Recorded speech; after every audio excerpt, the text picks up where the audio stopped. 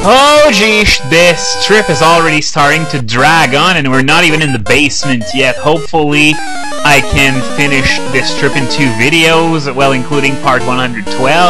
And oh, this guy's a psychic here, so remember when I said Thrash and Crunch could be useful in very specific circumstances? Well, this would be one of these. So Crunch on psychics should be second nature by now. And by the way, as you can see, the SS Aqua is considered to be part of Johto, since it's the Johto trainer battle music that plays here. You have seen a sample of the Kanto one in the Vermilion gym. I fought only one trainer there, but you still heard it. Though, to be honest, well, the Route 26, 27, Victory Road as well, and Route 28 are all located in the Kanto part of the map, but it's the Johto music that plays there. So, is it considered part of Johto or part of Kanto? Especially since those areas, aside from Victory Road, weren't there in Red, Blue, Yellow, Fire, Red, Leaf, Green. And which makes me think, from a game design perspective, I can sort of understand why they would include the exact same battle frontier in Hard Gold and Soul Silver as they did in Platinum. But does that mean it's the exact same place? After all, yeah, the place looks exactly the same. The trainers are exactly the same. So is it some sort of area that manages to be in both regions at the same time, therefore completely screwing out the laws of time and space? Food for thought there. And I'm seeing Magnemites here, which makes me think maybe it might be a good idea to bring Who for the gym battle against Surge, because no doubt I'm going to see Magnemites and Magnetons in the gym, and Pupitar can't hurt it for neutral damage. Raikou, I don't think, well, it's got Mud Slap, but at the same time it's freaking Mud Slap.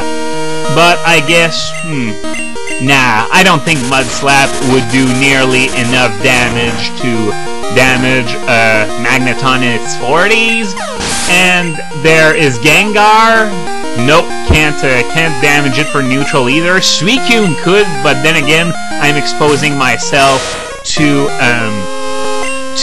super effective damage from electric attacks. So that leaves Yahoo, who can nail fire attacks on Magnemite and Magneton and have minimal trouble there. But there's also the fact that Mud Slap has that nifty accuracy drop, which could make the battle a lot easier without having to resort to Who, which I want to avoid giving much experience to until the rest of my team catches up with it. You know what, I'm going to think about it this weekend, and I'm going to see what I can do when I get to the gym. And now I'm going to head back to my room to heal myself. Once again, that Rock Slide ammo clip is proving to be rather small. So imagine how complicated it would be with Stone Edge. A lot of people refer to it jokingly as the worst move in the game, because of the fact that it's the only move that's used on a common basis that I can think of at the moment, at least, where the accuracy is lower than Fire Blast's 85. Stone Edge has 80, and the problem with that is that it's still so much better than anything that the Rock type can offer. Rock Slide only has 75 power, and the accuracy is still nowhere near 100, it's only 90, so Stone Edge is naturally the move of choice for rock moves, except for very specific cases, like for example I can think of Cradily, who's meant to stall, so you don't want its ammo clip to run out too fast, especially in the event that it faces something with pressure, then it would be completely screwed. As I'm going to do some more switching around against those pesky water types.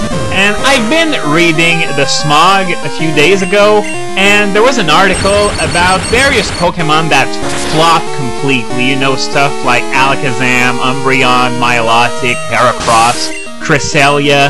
And one thing that was rather frightening is that, well, go to the article and Control F, Scizor. I swear, Scizor is just about everywhere. Why did it flop? It's Scizor's fault. Why did that other Pokemon flop? Still Scizor's fault. That is honestly ridiculous. And yeah, I know that it's not game-breaking enough to be uber, but as I've said before, Scizor is in the position where it's as dominant as it can possibly be without being totally game-breaking, because at least it can be countered.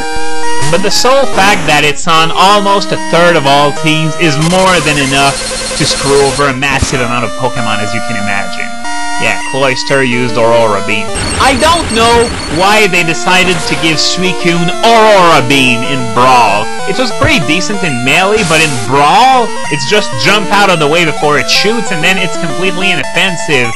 They got rid of Articuno, Zapdos, and Raikou, 3 of the coolest legendaries in Melee, and then they nerfed Suicune as well.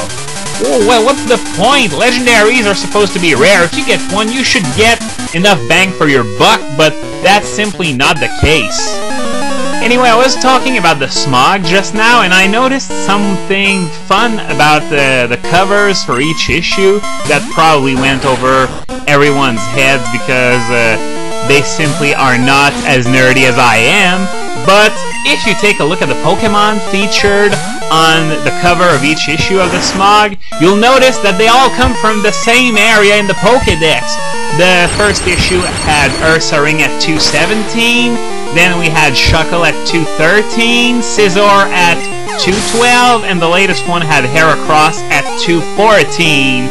So, taking away Sneasel and Teddiursa, who are not fully evolved Pokemon, so they wouldn't get featured on the Smog anyway, those 4 Pokemon are right next to each other in the Pokédex. So, what is going to be next, I ask you? The most likely possibilities, I think, would be Granbull, Quillfish, and Magcargo if the pattern continues. Though there's not much interesting to say about Granbull and Quillfish, so tell you what, I think it's gonna be Magcargo being featured in a worse typing article. That would make sense because it's the most interesting thing anyone could say about one of those 3 Pokés, Magcargo's horrendous Fire Rock typing, which, for my money, is the worst typing in the game. Okay, now, if I remember, this is the last trainer on the ship, so all that's left to do now is beat that guy and get out of there. And I would like to remind everyone that this weekend is the Speed Gamers Resident Evil Marathon. I'm going to be attending it, as usual. Though, do keep in mind that the games being played are rated M for the younger people among you. And there was someone on one of my videos who asked if you had to donate in order to be able to watch the marathons. Well, the answer is no, and honestly, the thought had never crossed my mind that you needed to donate in order to be able to view the marathon. They make the marathons in order to raise money. They don't raise money in order to get people to view their marathons. Or wait. As far as I know, the marathons where they raised money were actually more popular than the others, especially the Metal Gear Marathon. This one was rather calm in terms of, you know, the chat room compared to the other marathons where they were raising money, because they weren't raising money during the Metal Gear Marathon.